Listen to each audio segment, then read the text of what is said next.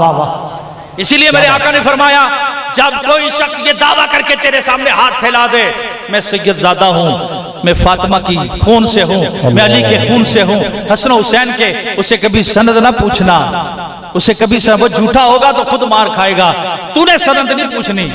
और इमाम तबरानी ने ये बात लिखी। और आखिरी बात करके मैं खत्म करूं। इमाम तबरानी कहते हैं, हरात के अंदर एक शख्स जो है सैयदजादा, वो फौत हो गया, बीवी बेवा हो गई, छोटे छोटे बच्चे छोड़ गया, यतीम बच्चे। गुर्बत इतनी हो गई कि हरात छोड़कर वो किसी और मुल्क में निकल गए, किसी और जगह गए।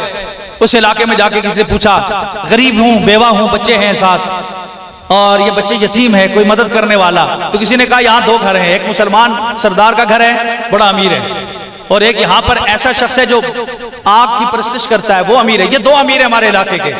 उसने कहा फिर मैं किसी गैर के पास क्यों जाऊं, मैं किसी मुसलमान से जाके मांग लेती हूँ। वो बेवा औरत मुसलमान का दरवाजा खटखटाती है, कहती है दरवाजा खोलो। दरवाजा खुला, कहा कहां से आई हो? कहा मैं हरात से आई हूं। क्यों आई हो? बेवा हूं, नबी की आल से हूं, मेरी मदद कर दे। उसने कहा सनद दिखा। दुनिया तो सारी झूठ बोल के भी कहती मैं सैयद, मैं सैयद, मैं सैयद, मैं किस किस की मदद करूं? कोई सनद दिखा, फिर मैं तुझे पैसे दूंगा, अगर तेरी सनद ठीक होगी तो मैं तेरी झोली भर दूंगा। उसने कहा सनद तो मेरे पास कोई नहीं, बस ये लफ्ज जुबान के यही ले लो। कहा नहीं, इस तरह मैं एतबार नहीं करता। वो सीधा फिर वो पारसी के पास गई। जब उससे कहा कि मैं नबी, तू मुसलमान तो नहीं, मैं अपने नबी मोहम्मद अरबी की बेटी हूं, मैं उनकी नवासी हूं, मेरी मदद कर। तो उसने अपनी बीवी को भेजा, जा इसके बच्चे भी ले आ, इसको भी ले आ, घर में एक जगह दे दो। मैं मुसलमान तो नहीं हूं, लेकिन मुसलमानों की नबी की बेटी आई है, इसकी जितनी खिदमत कर सकते हो कर लो। रात आई, रात ख्वाब क्या देखता है मुसलमान कि जन्नत के साथ दरवाजे पे खड़ा है, आका एक आलीशान मजलिस और महफिल में और बहुत बड़े महल के सामने खड़े हैं। ये मुसलमान कहते हैं या रसूलल्लाह ये किसका महल है? कहा मुसलमान का। या रसूलल्लाह मैं भी मुसलमान हूं, मुझे नहीं दे देते? फरमाया सनद दे, सनद दे।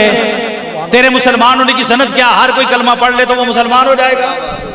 सनद दे, सनद दे। उसने कहा सनद कोई नहीं। कहा मेरी बेटी तेरे पास आई थी, तूने सनद मांगी थी? अल्लाह, बंदा मिट जाए ना आका पे, वो बंदा क्या है?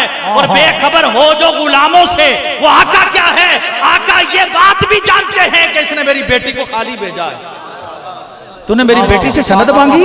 वाह वाह वाह। और उसके पास सनद नहीं थी, तूने कुछ दिया नहीं, दफा हो जा। आंख खुल गई, खुली, सीधा दौड़ता हुआ पारसी के घर गया। यार तेरे घर में एक मुसलमान औरत आई है, मुझे दे दो, उसके बच्चे दो। क्यों दूं? कहो मुसलमान है तू, काफिर है? कहा नहीं नहीं मैं नहीं दूंगा। उसने कहा जो तू कह रहा है ना मैं समझ गया हूं, जब हुजूर ने तुझे धुतकार दिया था ना तो पीछे मैं खड़ा था, मुझे आका ने कहा करीब आ मैं तुझे कलमा पढ़ाऊं, तूने मेरी बेटी की लाज रखी है, ये महल तेरा है, तू ले ले। सुभान अल्लाह, सुभान अल्लाह। नारा तकबीर, नारा रिसालत, नारा हैदरी, अजमत शान अहले बैत। याद रखें दोस्तों, कभी सनद ना मांगे, कभी सनद ना मांगे। सैयद होने का दावा करने वाला मेरे आला हजरत ने जब भग्गी पे बैठे तो दिल के नूर से पहचान गए।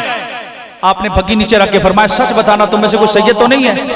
कहा हुजूर मजदूर लोग हैं, हमारी औकात और निस्बत क्यों पूछते हैं, हमें मजदूरी चाहिए। फरमाया नहीं, मेरे दिल के अंदर की कैफियत बोल के कह रही है तुम में से कोई आले रसूल है।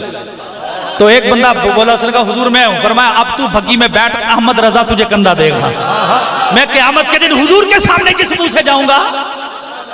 तूने समझा क्या है कि मोहम्मद से वफा तूने? तो वो क्या कह रहा है, हम तेरे, ये जहां चीज है क्या, वो लोहो कलम तेरे है, तू मोमिन बन तो सही, लो तेरे पास होगी कलम, लेके खुद अपनी